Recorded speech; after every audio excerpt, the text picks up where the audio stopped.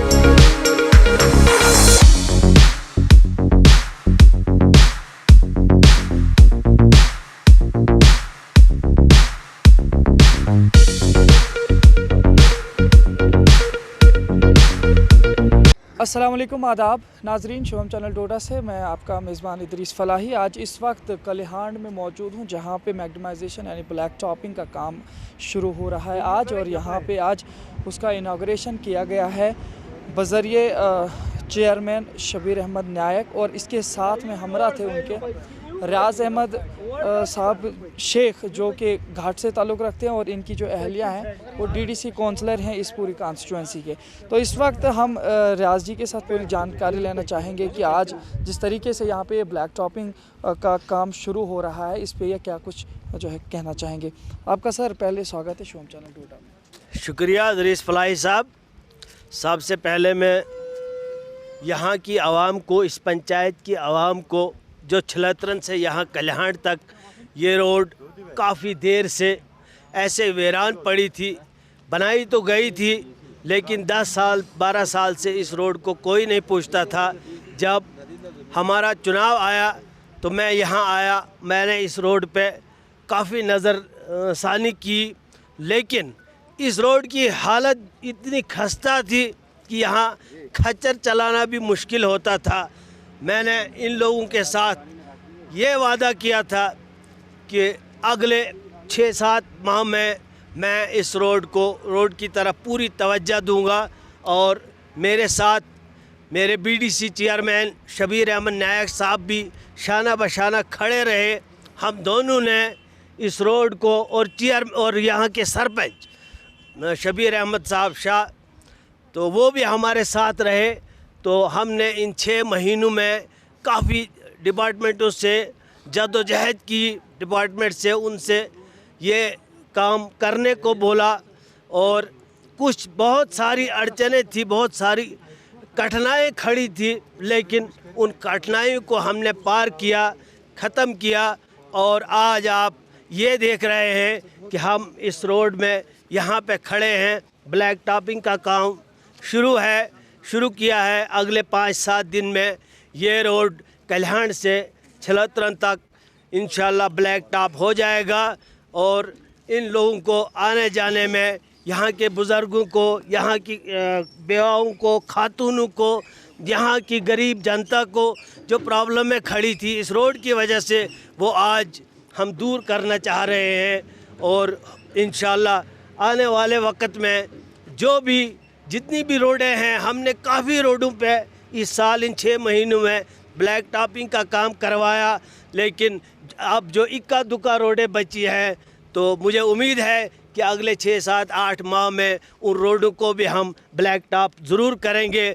और जो भी मुश्किलातें इन लोगों को यहाँ पे आती थी, उनका हम अज़ाला ज़रूर करेंगे इंशाल्लाह।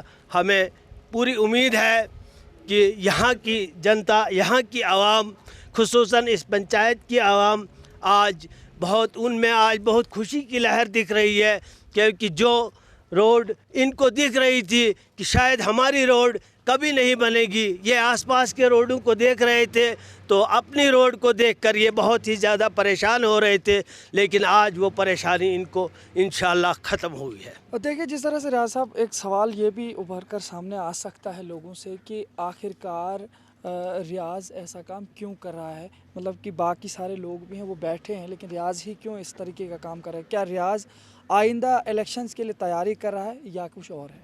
ऐसा अभी कुछ भी नहीं है मेरे जहन में।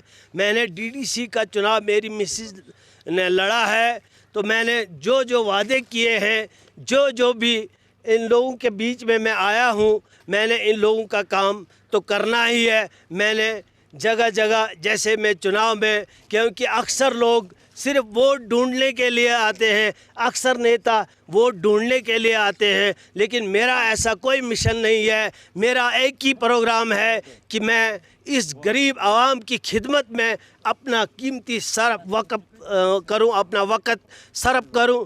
तो मुझे यही तवक्का है लोगों से भी कि वो मुझे कभी भी किसी हाल में नहीं छोड़ेंगे।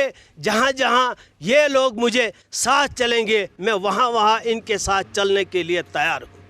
तो बहुत बहुत शुक्रिया हमारे साथ बात करने के लिए। राज जी हमारे साथ बात कर रहे थे। इसके साथ साथ अभी हमारे पास बीडीसी चेयरमैन शबीर अहमद जी भी यहाँ पे हैं। सर, आपका भी स्वागत है शोम चैनल डोडा में।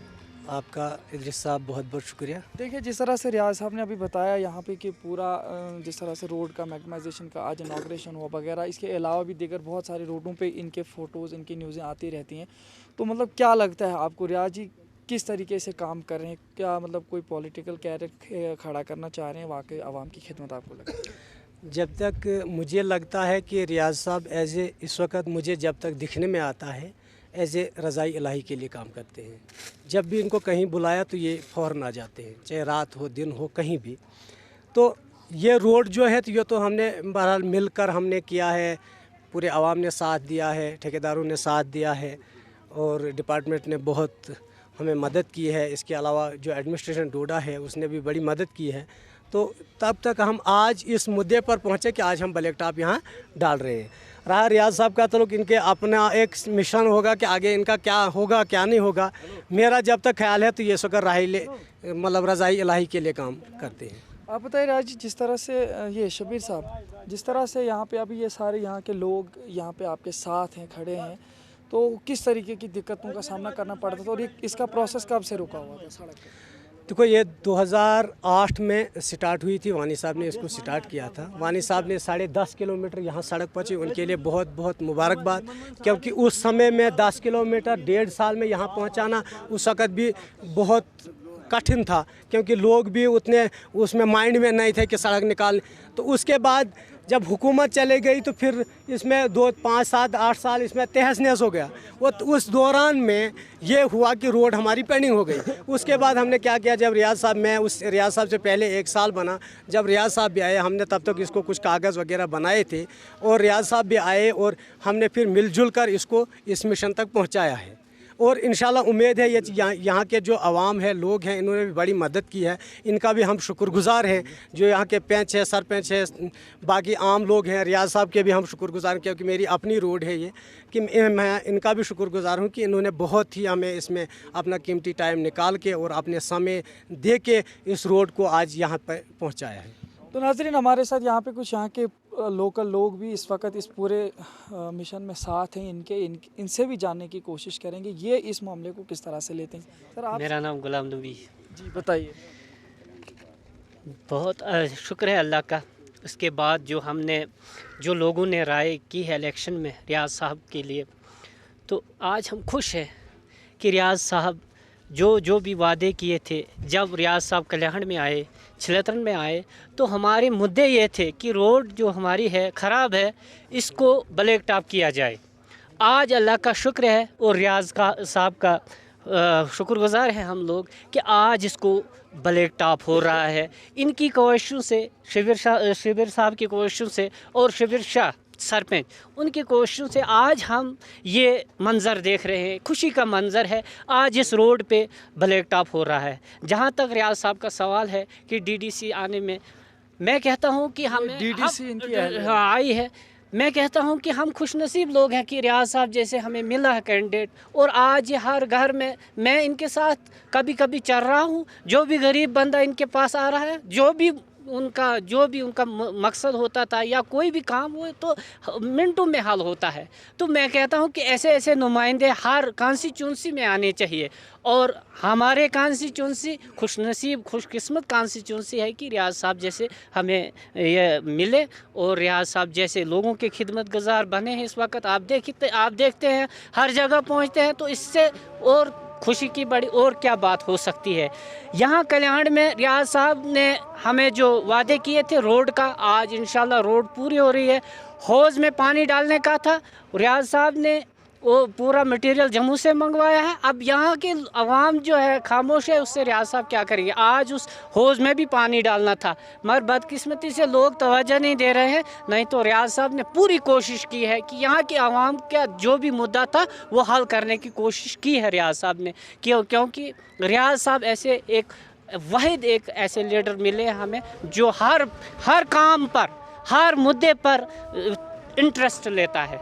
तो मैं शुक्रगुजार हूँ रियाज साहब का, और बहुत बहुत शुक्रिया हमारे साथ बात करने के लिए। इसके अलावा यहाँ पे इसी कॉन्स्टिट्यूंसी के एक और आदमी, आपका नाम जानना चाहेंगे? साहब, मेरा नाम इश्तियाक अहमद है। जी बताइए, आप जिस तरह से ब्लैक टॉपिंग हो रही है, किस तरह से आपको लगता था कि ऐसा हो? सर, नहीं लग रहा था कि ऐसा कभी होगा, ये तो न होने की बात थी। अब 30 साल से मैं भी देख रहा हूँ कि हम गरीबों का कोई नहीं देख रहा था, कुछ नहीं।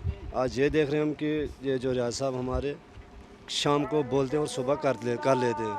ये तो उम्मीद नहीं थी कभी लोग पड़ेगी यहाँ, मगर जो रियाज साहब ने यहाँ, अब हमें पता नहीं चला कि ये 2-3 महीने में कैसे हुआ, इनने इलेक्शन कब जीता और कैसे ये सिस्टम ये कर रहे हैं, मतलब दस्तों-दस्ती। तो ये शुक्रिया इनका बहुत है कि ये काम गरीबों तक पहुँचते, शाम को बोलते हैं, सुबह पहुँच जाते हैं वहाँ। बहुत बहुत शुक्रिया हमारे साथ बात करने के लिए। नाज़रीन, आपने देखा कि इस वक्त जो डीडीसी काउंसलर गुलशन आरा जी हैं, उनके शौहर रियाज जी हैं, सोशल एक्टिविस्ट भी हैं इस हवाले से। इसके अलावा साबिका सरपंच भी रहे हैं। तो इन्होंने काफ़ी हद तक मुख्तलिफ़ इलाका जात में दौरा किया, और इनका कहना यही है कि जिस कॉन्स्टिट्यूंसी के लोगों ने इन पर भरोसा जताया था, इन्होंने उनके साथ जो वादे किए थे ये चाहते हैं कि वो पूरे हो जाएं। इसके लिए इनके मुताबिक ये दिन रात मेहनत करते हैं और लोगों के साथ शाना बशाना खड़े रहते हैं। तो फिलहाल अगर इस तरीके से ही ये वाकई काम करते रहेंगे तो इनकी मेहनत एक दिन रंग लाएगी, लोगों के जो मामलात हैं वो भी सुधर सकते हैं और इनका जो कैरियर होगा वो भी ऊंचा हो सकता है। फिलहाल इसी तरह देखते रहे शोम चैनल डोडा, अपने मेज़बान इदरीस फलाही को इजाज़त, मज़ीद पेशकश करेंगे, तब तक के लिए अल्लाह हाफ़िज़। आइए चलते हैं वानी हैंडलूम। खूब से खूबतर बन सकता है आपके घर का अर्शो फर्श।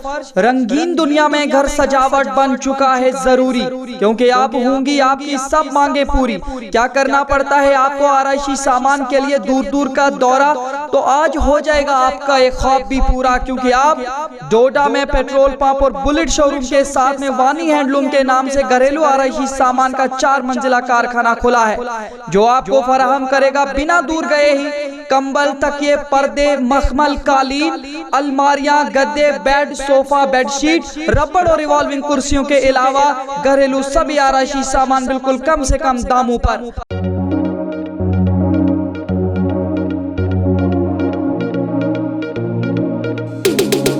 हासिल करने के लिए राब्ता करें 9906374660, 9906233314। तामीराती कामों की है भरमार, घर बनाना चाहते हैं सब शानदार, बिना मजबूती वाले घर हैं खर्चादार, क्योंकि बार बार सस्ता महंगा एक बार। अगर चाहते हैं आप भी घर शानदार तो जरा भी न करिए इंतजार, क्योंकि आप डोडा के गणपत ब्रिज से कुछ फासले की दूरी खलैनी रोड पर प्रो बिल्डर्स ने खोला है हॉलो ब्लॉक्स का कारखाना, जिसमें अंबुजा सीमेंट से बनाए गए हॉलो ब्लॉक्स के छोटे बड़े सभी साइज कम से कम दामों पर दस्तयाब हैं। हॉलो ब्लॉक्स कच्ची ईंटों से ज्यादा मजबूत, पत्थरों से कम दामों और वक्त की तेज रफ्तारी को पकड़ने में आसानी पैदा करने के अलावा मजदूरी की उजरत में कमी लाने में नुमाया रोल अदा करता है। हासिल करने के लिए जल्दी से इन नंबरात पर राब्ता करें 7006820070, 9906763071।